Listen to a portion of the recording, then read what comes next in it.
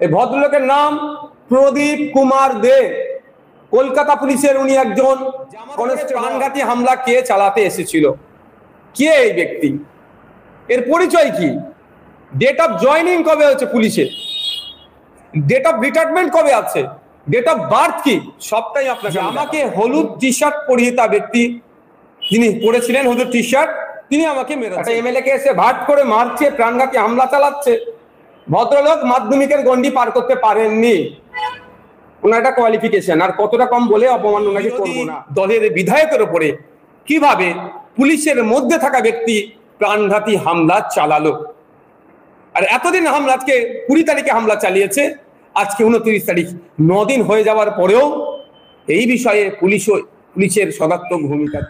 আসসালামু আলাইকুম প্রিয় দর্শক বিন্দু, আজকের ভিডিওতে আমরা আলোচনা করব 20 আগস্ট কলকাতা ধর্ণা মঞ্চে নওশাদ সিদ্দিকী ভাইজানের উপর হামলার সত্য ঘটনা নিয়ে। কিভাবে মমতার পুলিশ ও তাদের সহযোগীরা ভাইজানের উপর আঘাত করেছিল, কেন তাকে জেলে আটক রাখা হয়েছিল, সাংবাদিক সম্মেলনে তিনি কি গুরুত্বপূর্ণ বক্তব্য রেখেছেন, সবকিছু আজকের ভিডিওতে জানবেন ইনশাআল্লাহ। হামলা কে চালাতে এসেছিল, কে এই ব্যক্তি, এর পরিচয় কি, ডেট অফ জয়নিং কবে হচ্ছে পুলিশে, ডেট অফ রিটায়ারমেন্ট কবে আছে, ডেট অফ বার্থ কি, সবটাই আপনাকে আমি দেখাবো। এই ব্যক্তিটি আমাকে হামলা করে, আমার উপর প্রাণঘাতী হামলা চালায়। আপনাদের জানিয়ে রাখি, সেই দিন মেডিকেল রিপোর্টে যতটা এসেছিল পরবর্তীতে ভয়ঙ্কর অবস্থা, আমার লিভারেও হয়তো আক্রান্ত হয়েছে, আমার লিভার আক্রান্ত হয়েছে। তো আমি এই মুহূর্তে বলতে পারছি না, কারণ আমি অসত্য পথ অবলম্বন করে পলিটিক্স আমি করি না। গত 2 দিন ধরে আমার প্রচন্ড ব্যথা হচ্ছে এখানে। আমি ডক্টর সাহেবদের সাথে যোগাযোগ করেছি, তিনি আমাকে জানিয়েছেন ওই আগামীকাল বা পরশুদিন আমাদের কলকাতায় ধর্ণামঞ্চ হচ্ছে, এই ধর্ণামঞ্চ স্থল থেকেই আমি ট্রিটমেন্টে যাব। এখানে আমার সিটি স্ক্যান, ফুল ইউএসজি না কি সব বললেন, আর করবেন যে লিভারে আক্রান্ত হয়েছে কি হয়নি, কেন এত ব্যথা হচ্ছে কেন। যাক, এই ব্যক্তিটি আমি আরো ভালোভাবে বেশ কয়েকটি ছবি আপনাদের দেখাবো। এই ব্যক্তিটি আমার উপরে যে হলুদ শার্ট পরে আছেন, তিনি আক্রমণ করেছেন। আমি ডে 1 থেকে আপনাদের বলেছি যে আমাকে হলুদ টি শার্ট পরিহিতা ব্যক্তি যিনি পরেছিলেন হলুদ টি শার্ট, তিনি আমাকে মেরেছেন। আমি অন্য কোনো কারো কথা বলিনি। তো একটা জিনিস আমি এস্টাবলিশ করে দিলাম যে আমার উপরে যে আক্রমণ হয়েছিল, সে ডে 1-এ যেটা বলেছিলাম হলুদ টি শার্ট পরেছিলেন, আজকে তার প্রুফ দিচ্ছে। এবার এর ভিডিওটা আপনাদের দেখাচ্ছি, কিভাবে আসছে, আমার উপরে কিভাবে আক্রমণ করছে এবং আক্রমণ করে কিভাবে ফিরে যাচ্ছে, এটা দেখার দরকার।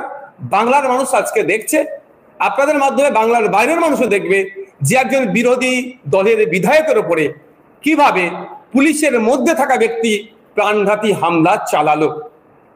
আর এতদিন হামলা, আজকে 20 তারিখে হামলা চালিয়েছে, আজকে 29 তারিখ, 9 দিন হয়ে যাওয়ার পরেও এই বিষয়ে পুলিশের সদাত্মক ভূমিকা নাই। আমার অপরাধটা কি? আমার অপরাধটা এটাই যে জল জমি জঙ্গলের স্বাভাবিক অধিকার আদিবাসীদের কেন কেড়ে নেওয়া হবে। 2006 ফরেস্ট রাইট অ্যাক্টকে অ্যামেন্ডমেন্টের নামে যে আদিবাসীদের থেকে জঙ্গলকে কেড়ে নেওয়া হচ্ছে, এর প্রতিবাদ আমি করি। প্রিন্সিপাল অ্যাক্ট 1995 ওয়াকাফ আইনের অ্যামেন্ডমেন্ট করে 2025 সালে যে নতুন আইন নিয়ে এসেছে, এই আইনের বিরোধিতা করছে। এটা মুসলিম সম্প্রদায়ের উপরে ধর্মীয় ভাবাবেগের সাথে সাথে ধর্মের উপরে আক্রমণ হচ্ছে, সংবিধানের একাধিক আর্টিকেলের উপরে আক্রমণ হচ্ছে, এর বিরোধিতা আমি করছি। আমার উপরে আক্রমণের কারণ কি? ফেক ST/SC সার্টিফিকেট রমরমা মার্কেটে। যারা এসটি নয়, যারা এসসি নয়, তারা ST/SC কোটায় চাকরি পাচ্ছে, এর বিরোধিতা আমি করছি বলে। আমার অপরাধটা কি? আমাকে কেন প্রাণে মারার চেষ্টা হচ্ছে? হয়তো আমার কাছে ফোর্স না থাকলে এতদিন হয়তো আমার প্রাণে মেরেই দিত এরা।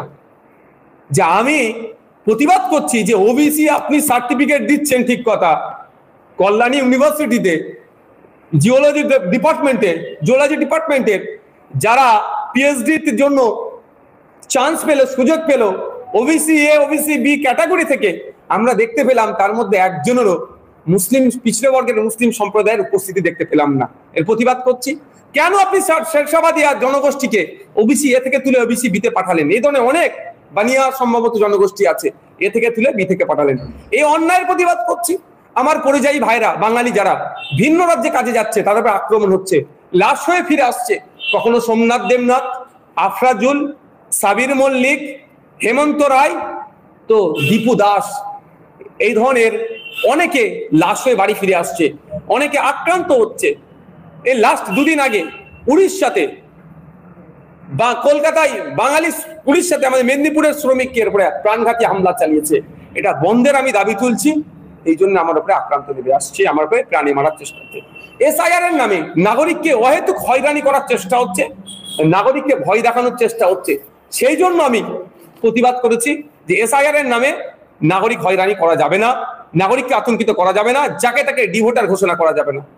এইগুলো বা বিভিন্ন সময় মানুষের উপরে ঘটে চলা আক্রমণের বিরুদ্ধে আমি যখনই কথা বলি, দেখছি আমার উপরে আক্রমণ নেমে আসছে, আমাকে প্রাণে মারার চেষ্টা হচ্ছে।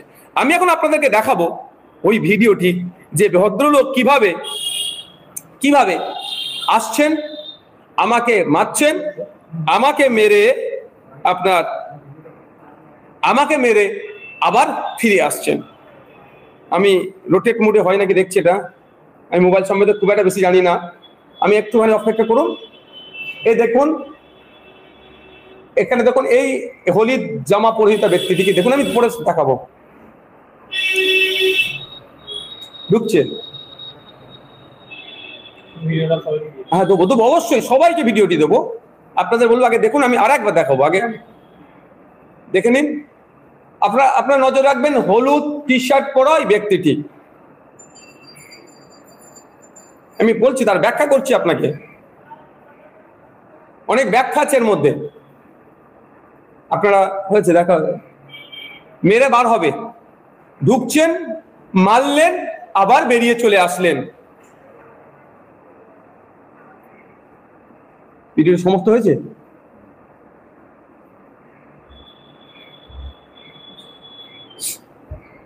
ভিডিওটি হয়েছে, ভিডিওটি দেব, আপনারা দেখবেন। এই ভিডিওটির মধ্যে আপনারা 55 সেকেন্ডের ভিডিও আছে না, এখনো বাকি আছে, একটু বাকি আছে, দেখুন, আপনারা দেখুন। সবাই আসছে, সবার আসছে।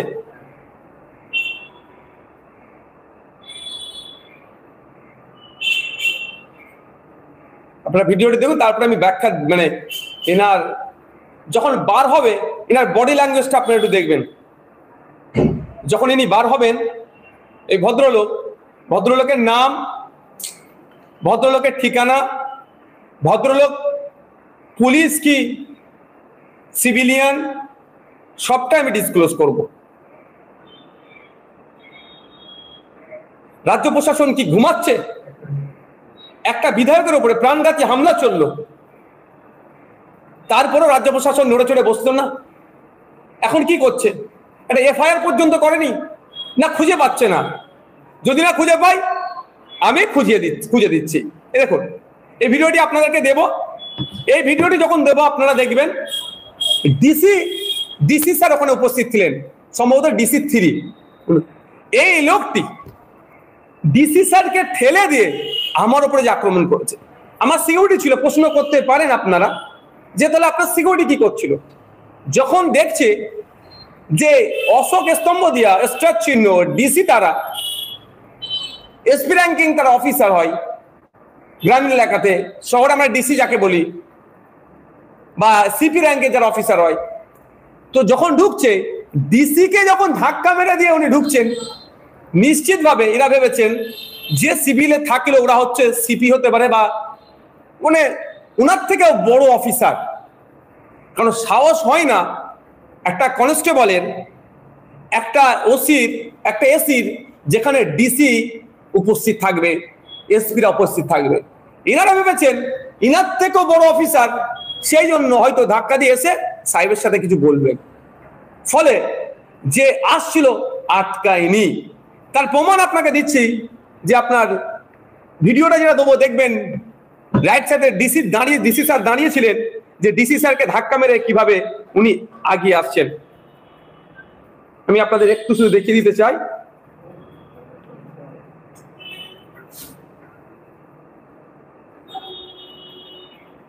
এখানে এখানে আমার সামনে যিনি আছেন খাকি পোশাকের ডিসি স্যার, দেখুন একটা ধাক্কা মেরে ডিসি স্যারকে সরিয়ে দিলেন।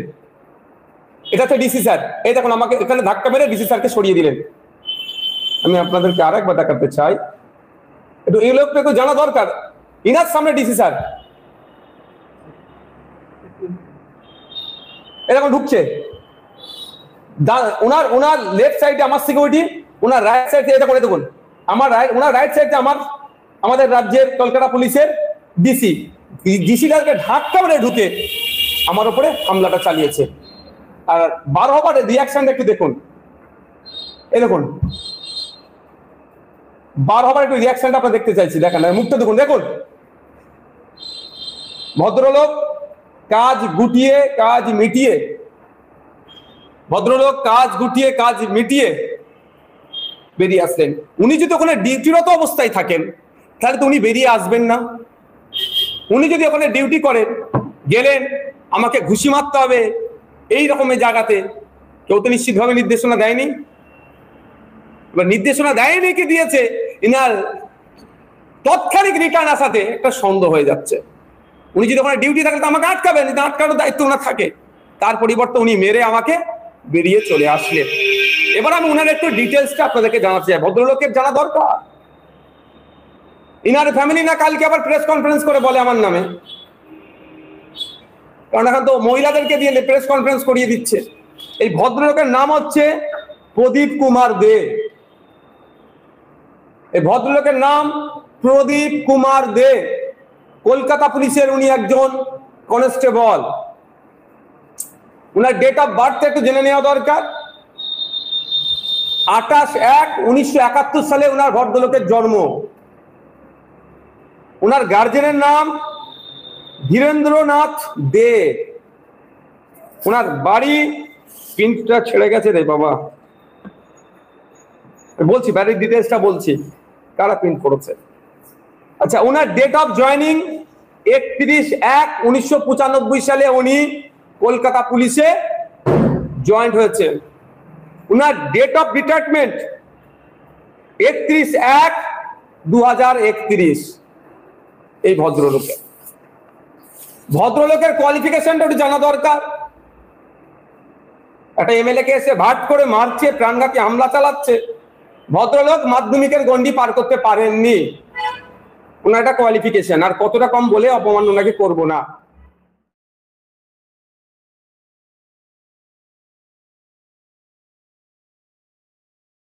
ভিডিওটি প্রচুর পরিমাণে শেয়ার করুন, বেশি বেশি মানুষের কাছে পৌঁছে দিন। আমাদের চ্যানেল